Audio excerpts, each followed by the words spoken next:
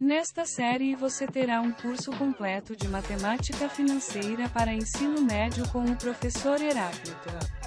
Você também aprenderá a criar seus programas em Python para resolver problemas com este conteúdo. Iniciaremos com porcentagem.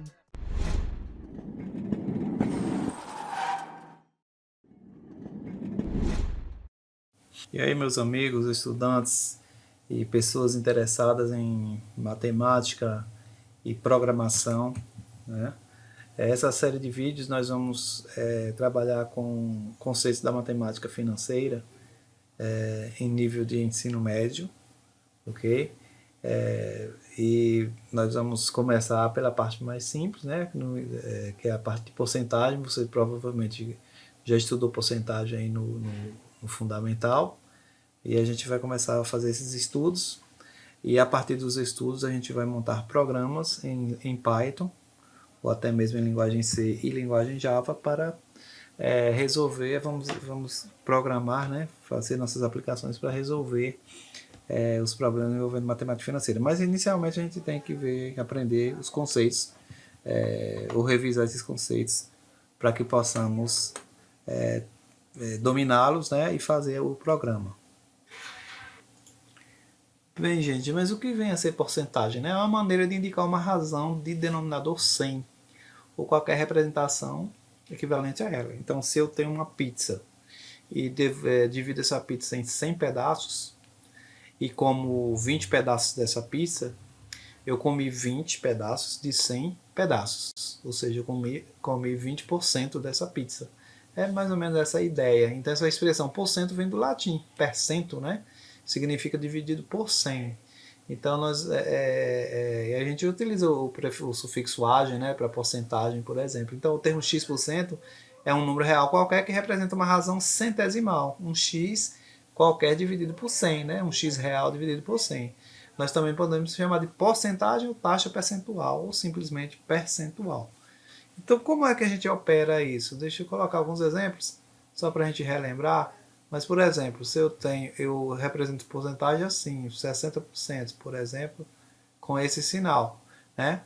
O que significa isso? Significa 60 dividido por 100.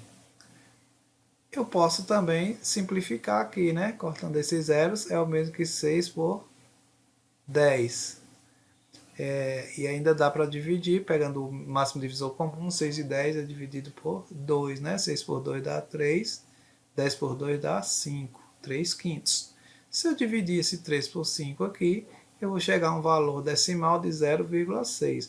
Então, observe que 60% equivale a tudo isso aqui, ou simplesmente o decimal 0,6. A gente vai usar muito o valor decimal na hora das operações, certo?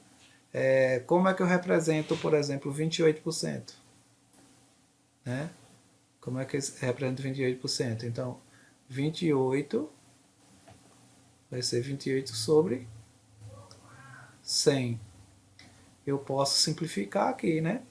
28 sobre 100 eu posso dividir por 4, os dois, né? 28 por 4 dá 7, e 100 por 4 dá 25, pegando o MDC aí. 7, 25 avos, se eu dividir isso aqui, 7 por 25, eu vou chegar ao valor de 0,28, o valor decimal da porcentagem. Então, observem que 28% equivale a 0,28. Então, esse valor decimal é muito importante, que a gente vai lidar com ele, certo? Se eu tivesse aqui, por exemplo, ao contrário, se eu tivesse em 0,12, corresponde a quanto por cento? Como é que eu faço isso? Eu pego o 12, coloco aqui no numerador a parte inteira do decimal, e conto as casas decimais. Quantas casas eu tenho? 2. Então eu coloco 1 e coloco 2 zeros, certo? Das duas casas decimais. 12 por 100, e fazendo o MDC aí, dá para dividir por 4, dá para dividir por 4, né? 12 por 4 dá 3, 100 por 4 dá 25, ou seja, 3 sobre 25, que equivale ao que a gente chama de 12%. Se você dividir 3 por 12, por 25 dá 0,12 ou 12%. É a gente fazendo o inverso aqui, né? E se eu tiver assim um valor, por exemplo, 1,25 decimal, a quanto por cento equivale isso aqui?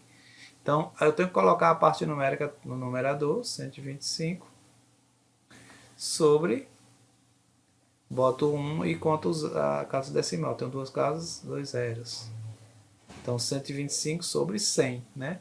125 sobre 100, se eu pegar e dividir ambos por 5, dá, o que é o mesmo DC, dá 5 quartos.